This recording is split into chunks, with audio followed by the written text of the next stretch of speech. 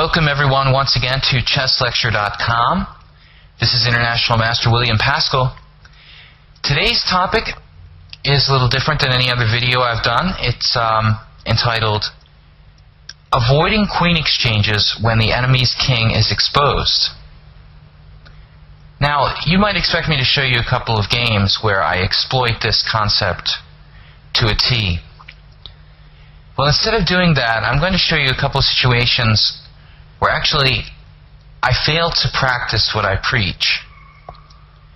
So we're going to get to some interesting positions where I'm going to illustrate for you how important it is not to exchange queens, because the enemy king is out in the open, and the queen is the strongest piece, the most powerful piece, the most mobile piece. Keep the queen on the board, if possible, when the opponent's king is exposed. In this way, you can best exploit your advantage of the opponent having an exposed king. The first game that I'm going to show is one of my own games, and this is from the Norwegian Open Championship in Norway, 2006. My opponent was only rated 2000. This was the first round of an open tournament, and I'm playing a 2000 rated player. So I'm much the favorite, and in fact, I achieved a terrific position out of the opening that actually is part of one of my lectures here on chesslecture.com. So let's go through this game. My opponent played c4, and I played e5. Now, I illustrated a system against the English here in a lecture series, so I think you should take a look at that if you haven't already. This system is basically something like a reverse Grand Prix attack against the Sicilian. It worked perfectly against this weaker opponent. My opponent played knight to c3. I played knight to c6. Here we have g3, f5, bishop to g2, knight to f6, and now the move that I like to see the most, e3, creating a hole at the d3 square. It's even tempting for black to go as far as to play e4 here, but I think that move is a little bit premature. Instead, black has this fantastic gambit idea, d5. Again, for further details, go to my series on the system against the English opening. So my opponent, as most people in this position are, was taken quite aback by this gambit. After c takes d5, knight to b4, again trying to exploit the hole at d3, he reacted rather badly. The best chance is to play d3 in this position. But he played d4, which allows me to seal off his protection of that d5 pawn with the move e4, as well as give my knight a possible invasion point at d3. Black already has a very promising position. So, after e4, my opponent reacted here with a rather natural move, and it's not such a bad idea, although it is rather passive. Bishop to f1. Very rational thing to do. Prevent the knight to d3 check. However, my opponent is rather backwards in development. The one thing about this position, though, you have to consider is that although he is behind in development, it is a very closed structure. And throughout the game, I was actually quite frustrated by this fact, as you will see. So we have bishop f1, knight on b takes d5. I have a good outpost for my pieces on the d5 square. Now knight on g to e2. White obviously is fighting for space. He's very cramped and behind in development. Bishop to e6. Knight takes d5. And here I wasn't even sure which way to recapture, to be honest. Decided on the bishop recapture. Bishop takes d5. Basically, I didn't want to trade a lot of pieces against the lower-rated player. So this is why I didn't play knight takes d5, inviting him to trade pieces with, say, knight to f4 or knight to c3. wanted to keep the pieces on the board. Thus, bishop takes d5. In the event of knight c3 or knight to f4, I'll retreat my bishop back to f7. So, in any case, we're not going to go into great detail on the opening here. Bishop takes d5, knight to c3. Now, you see the opponent's king is still in the center, of course. I want to preserve my bishop. Bishop to e6. Still have very good control of d5. Now, bishop to d2. And completing my development with bishop to d6. Now, he is very cramped, and there is, you have to consider the fact that I could go for a kingside pawn storm with something like g5 and f4 in this structure if white is to castle routinely on the king side. And I think he was understandably a little bit worried about that, and thus he actually does not castle and leaves his king in the center, a rather risky thing to do, but maybe not out of the realm of possibility because the position is so very closed. Staying with the king in the center, as it is in the Sicilian, sometimes in the English, is viable. After bishop to d6, he played rook to c1. Pressuring the c-file, I wanted to just cement my control over d5. So I played c6. Also nullifying any pressure along the c-file. Knight to a4. So he's basically seeking counterplay while leaving his king in the center. I think a very reasonable thing to do. Queen to e7 at this point, which defends my b7 pawn laterally in the event of knight to c5. Knight to c5, and now bishop to d5, where my piece is very strong in the center. In fact, I may be threatening breaks with f4 already in this position. So black has a very strong game. Here he decided to play bishop to c4. This move is a bit double-edged. Arguably, my bishop on d5 is a very strong piece, but it nevertheless is a bad bishop, and nevertheless his bishop is a good bishop. He is going to have a complex of weak squares on the white-colored complex. Look at the g2, h3, f3, e2 square complex. Weaknesses all over the place. So later on this haunts him during the game, but I kind of understand, and that's also the beginner's mentality of wanting to trade pieces against the higher-rated player.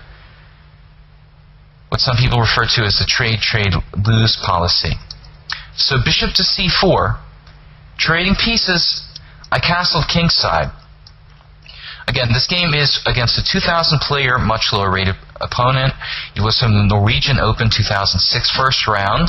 I'm expecting a nice, easy game. I castle. My king's ready to go to h8. I think it's safe to say I have a clear advantage here based solely on space. So I was very happy at this point with my position. Everything went according to plan. Here he played queen to b3. Pressuring b7, increasing the pressure on d5. Very logical move. After queen to b3, I played rook f7, breaking the pin against my king, as well as defending b7 a second time. Perfect move, also allowing for me to double rooks, perhaps later with rook on a to f8. Now, at this point, I think I probably expected my opponent to castle. Certainly there are some dangers that have to be attributed to this move.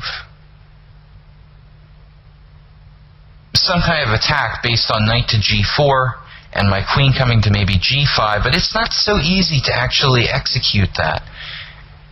Honestly speaking, maybe castles are the lesser of the evils here for white, because it's not so easy for black to just storm through on the king side in this particular position. My opponent made a move that, it sort of comes as a total shock. When the opponent plays a move like this, it's very easy to become overconfident. At this point, he played king to e2. Now, this move is very optimistic and I think a serious mistake. Voluntarily putting his king in the center, forfeiting the right to castle, in a position where I have a very dominating space advantage. So I think this is a very serious mistake. White's advantage at this point is really starting to skyrocket. If you put this on a computer program, it would probably rate the position as over 2 pawns advantage for black, despite having no material advantage whatsoever. My positional advantage is so great at this point, I could do almost anything here. I made a debatable decision at this point to trade off the knight on c5, but I was basically looking to just play a position with good knight against bad bishop, with his king stuck in the center of the board. And I think this was a perfectly reasonable approach. So bishop takes c5. Now he played bishop takes d5, a move which I don't think really benefits him in any way, but he wanted to recapture on c5 with a rook. I played knight takes d5, and now rook takes c5. He can try to ultimately create some kind of minority attack on the queen side with b4, b5. But the bottom line is I have a monster knight at d5. His king is in the center of the board. The queens are on the board. Now let me make something very clear. If you take the queens off the board in this position, I don't think that black's advantage, if he has one at all, is of any significance. A strong knight, admittedly, but white has a better pawn structure, minority attack potential, and his bishop on d2 is not all that bad. But this position with the queens on the board is it's just a travesty for white. His king will never find safe haven here. And I have a very obvious attempt to break down the position with g5 and f4 in mind. Probably I'll play king h8 at some point, prepare it, and then g5 and f4, opening the game to my advantage. So after rook takes c5, I played a different move, rather than king h8. Interesting move, queen to g5. I just wanted to get my queen into those weak white squares and start causing trouble. Perfectly reasonable move. Now at this point, hard to say what he should do. There is one possibility, king d1, to try to run with the king to the queen side. He was probably afraid of something like, in that case, queen g4 check, king c1, queen e2. But even so, maybe white is okay after just bishop to e1, I'm not sure. The idea of bringing the rook back to c2 possibly. So this idea of castling manually on the queen side may not have been a bad idea. But that's a little bit deep for our 2000 player to come up with. After queen g5, he played queen to c2, making way for the minority attack with b4. Now here I have to admit I was having trouble finding a concrete plan. Queen h5 check, king to e1, and now rook to f6. And basically my idea is to lift the rook to h6, bring my queen to f3, and pick off the h2 pawn, if nothing else. In one move order or another, I want to try to win the h2 pawn. At some point he's probably going to play h4 to try to stop the loss of his h-pawn. So we get to this position. After rook f6, b4, he starts his minority attack. Very logical plan. a6, trying to hold it up. Now I expected a4, but he took a timeout to play h4. Now this move is double-edged because I could play g5, and now his pawn is actually pinned to his unprotected rook on h1. But nevertheless, he was going to have some problems there. So after h4, I played rook to h6, preparing possibly g5 and some combination of g5, queen to f3, harassing that rook on h1 and pinning the rook on h1, rather pinning the pawn to the rook on h1. Notice his king is not in a safe position at all in the long run. So everything was basically going my way, but I started to become a little bit frustrated because I couldn't find a way to break the position open very quickly. I want to beat this 2000 player. Queen to d1 now, trying to trade queens. I knew it very clearly in my mind. Do not trade queens when you have the enemy king open in the center. So what do? Queen f7. Keeping the queen active, preparing g5 and not trading queens. And there's no real sense to his move queen d1 ultimately. Now he continued with a minority attack, a4. I broke with g5. Everything's going according to plan. Now, king to e2, another move that shocked me a little bit. At this point, black's position is extremely promising. I think the easiest way to win is probably just a straight forward f4. It looks really logical and extremely strong. I mean, this is a break that I've been aiming for some time. And of course, the point is, if h takes g, f3 check, the king is forced back and he loses his rook at h1. It's hard to explain. It was the first round of the tournament. I'm often in very bad form in such situations. In any case, I played not the best move. I played g takes h. Not so bad, though. Not such a bad move. G takes h4. G takes h4. Fundamentally, the position hasn't changed.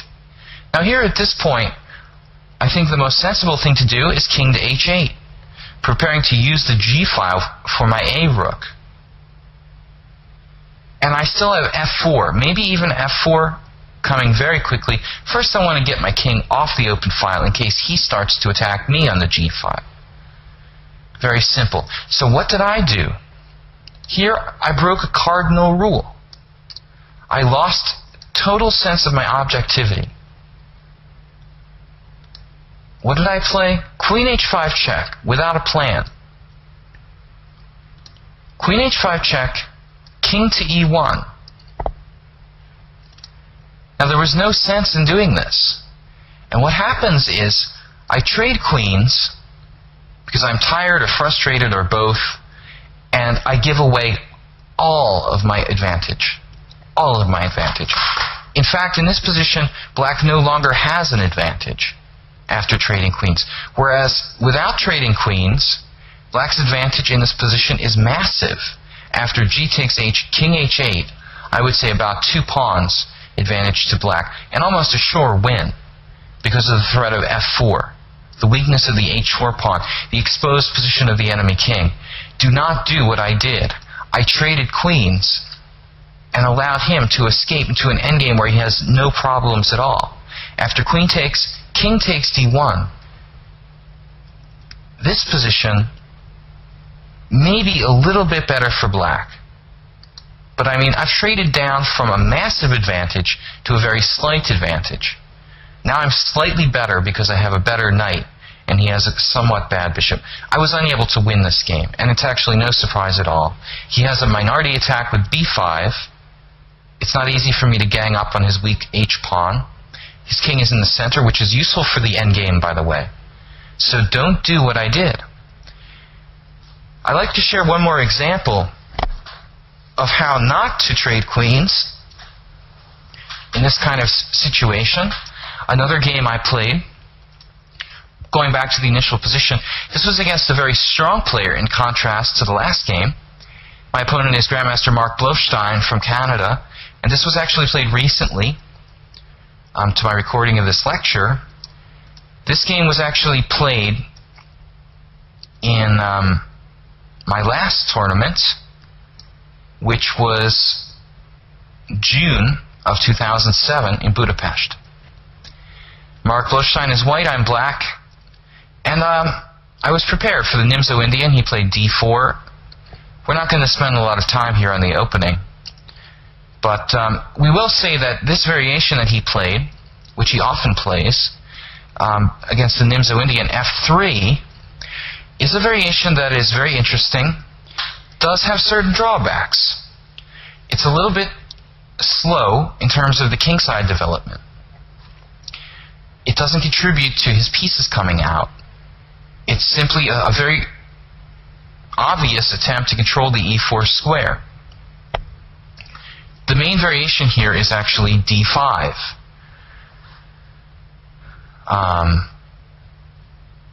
But I decided to try something a little bit different, and it worked out very well. I played a different variation than I had in the past. Castled, allowing white to achieve e4. and then breaking in the center as if it was a French defense with d5. And the characteristic of this position is really very much in the spirit of the French defense. So d5, e5, knight on f to d7, and now f4, position again very much like the French defense. He wastes the tempo, but he supports his center. Now I attack the center as in the French defense with c5. He plays knight to f3. He's opened up wide. I mean, he's really pushed all four pawns like a four pawns attack. His king is kind of wide open. And that's the risk you run when you play this kind of variation. On the other hand, my king is relatively safe. I have not weakened my king position in any way, although the idea of breaking with f6 has to be taken very seriously, as it is in many variations of the French defense. So, after knight to f3, knight to c6, my opponent played a3. I did not particularly want to exchange bishops and strengthen his control of the center, so I maintained the tension with bishop to a5. So we get to an interesting position in a little while. I'm not sure if this has been played before. Bishop to e3. Now I decided to relieve the tension. C takes d4. Knight takes d4.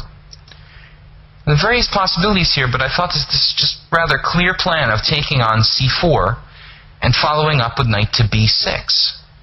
Made complete sense. And Mark thought for a long time here, and he decided to give me a pawn weakness in my position, which I think is a reasonable thing to do. He has something tangible. After knight takes c6, b takes c6, I have a possible long-term weakness on c6. But his king is stuck in the center. I'm actually,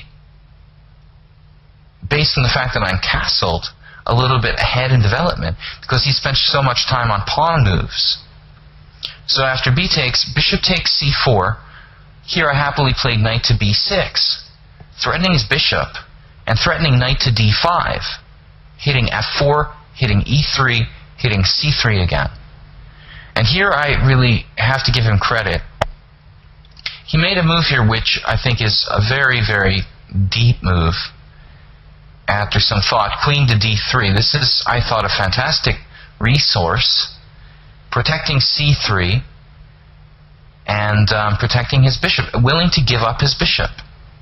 Because he says, okay, you've got two bishops, but your c8 bishop has yet to prove it's going to be able to get into the game. And I really had a dilemma here as to what to do. I don't want to trade queens. I really don't want to trade queens. We have the same situation again, where the opponent's king is in the center, in the middle game. I have the chance to trade queens. I don't want to trade queens.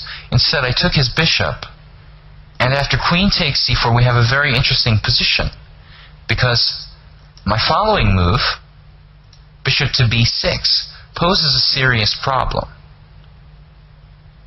Now, after bishop to b6, he could potentially trade bishops. Bishop takes, queen takes. But there's some problems. Maybe his best chance was actually to trade and play castles long. And b2 is protected, f4 is protected. I can play bishop a6, but still I have a pawn weakness at c6. He can guard with rook d2. The other possibility I could have recaptured with the pawn. However, this leaves c6 hanging.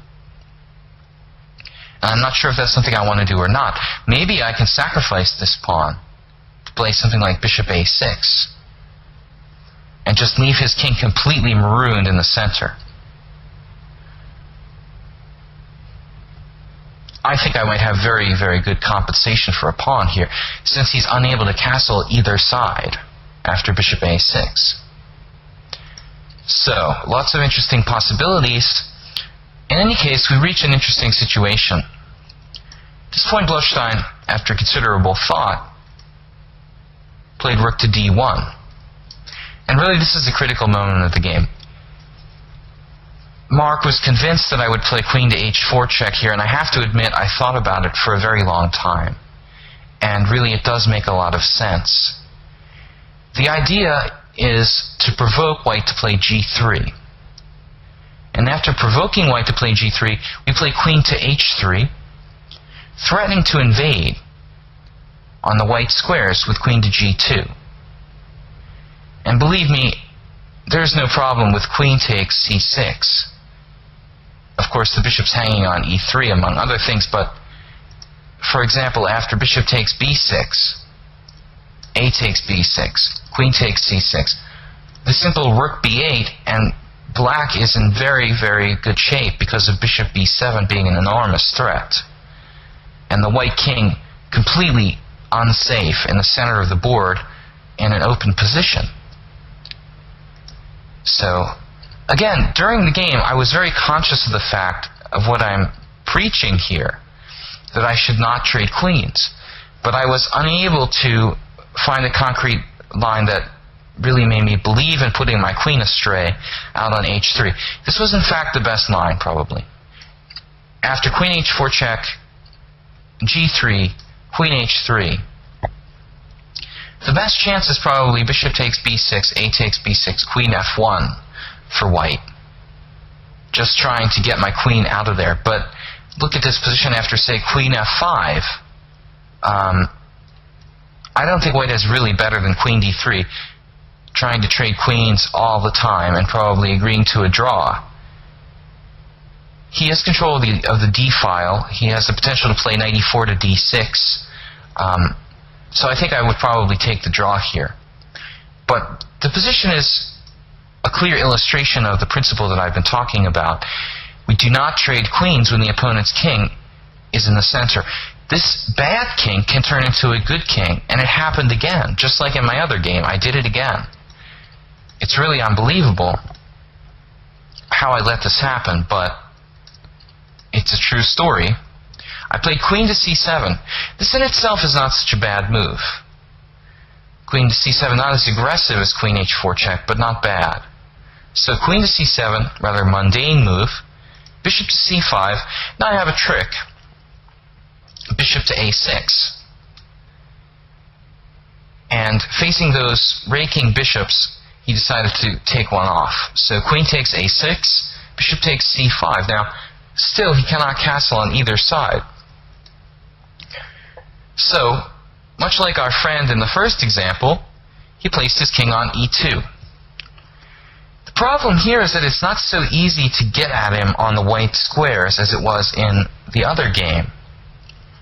Mainly because of that pawn on e5 really being a wedge in the position and claiming a lot of space for white, cramping me. I would love to break with f6, but I was concerned about moves like queen to c4.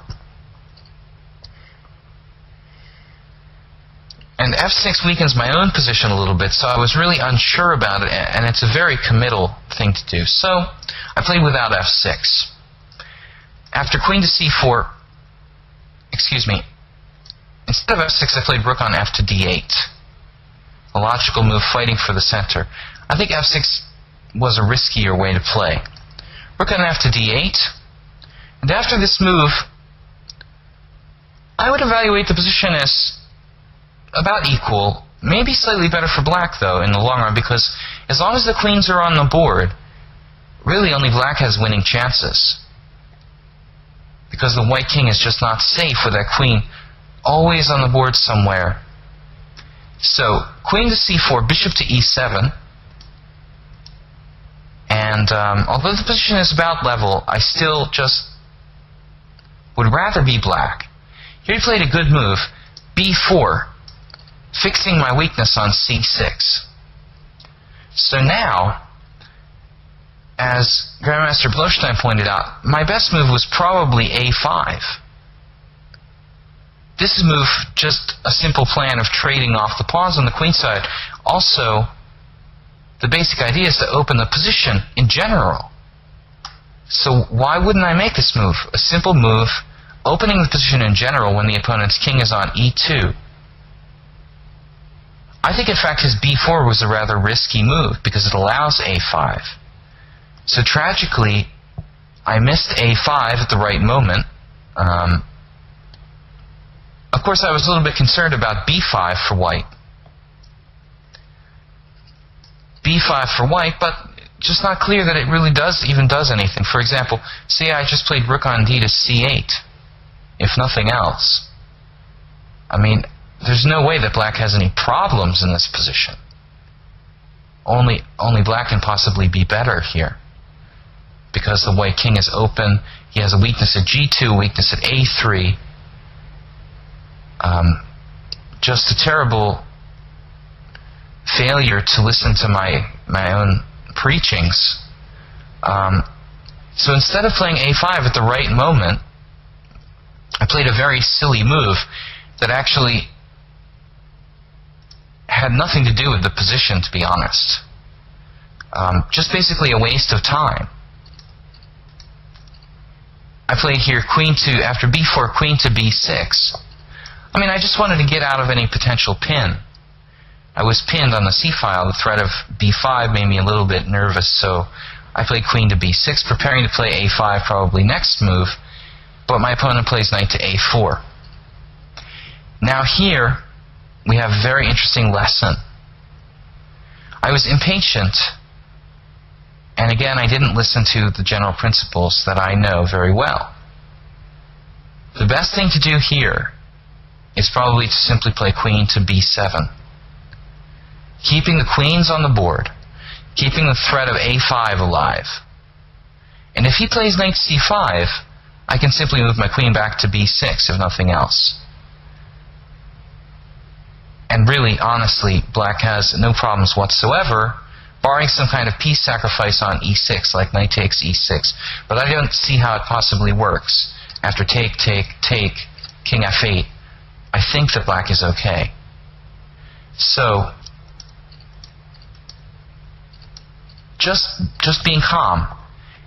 We were a little bit short of time, and perhaps this is an excuse, but I panicked here and made a very poor decision. I traded queens with queen to b5. And I justified it by saying, well, it corrects my pawn structure. But it's no excuse in this position. I have an advantage. I'm giving him a good king now. I'm turning his bad king into a good king. So not only did I violate the idea of trading queens when the opponent's king is open, I did it in a way, again, that leaves him in a good endgame situation, just for the sake of trading queens, to correct my pawn structure. I honestly thought the position was completely equal, but it turns out that white has a nagging advantage in this position. After knight to c3, he has better king. He has an attack on my b5 pawn. The e5 pawn turns out not to be an overextension, but an advantage that cramps me and doesn't give me any room to maneuver. Now the best move for me is a6. And after something like knight to e4, at that moment a5 probably starts to work. Unfortunately and tragically, I tried to force things too quickly and missed something. I played a5, and I thought I could just force the liquidation of everything, but it was a terrible mistake. After a5, white has a big advantage. Rook takes d8. Now it's not even clear which recapture is better. After rook takes d8, white's advantage is clear. After both recaptures, clear advantage to white in this endgame. So I went from probably slightly better to completely equal to only a tiny bit worse to losing in a period of about 5 moves. After a5, it's pretty much finished. I'm really in bad shape here. The comical end of the game after a5 was rook takes d8, rook takes d8. This may be drawable, but it's extremely difficult at this point. And now b4, and I have to say I kind of missed this move, knight to b5. Now here I should have played b takes a3 with some real drawing chances. But instead, after knight to b5, I made another mistake that compounded my problems. Rook to a8, a takes b4, bishop takes b4. I win the pawn on a5, but I have a back rank problem. So after bishop takes b4, rook to b1, and bishop takes a5, rook a1. Sadly, there's no way out of the pin. After rook a1, h5, rook a4, I resigned. My opponent's intention, after something like king to h7, is simply knight a3, king g6, and knight to c4, winning a piece.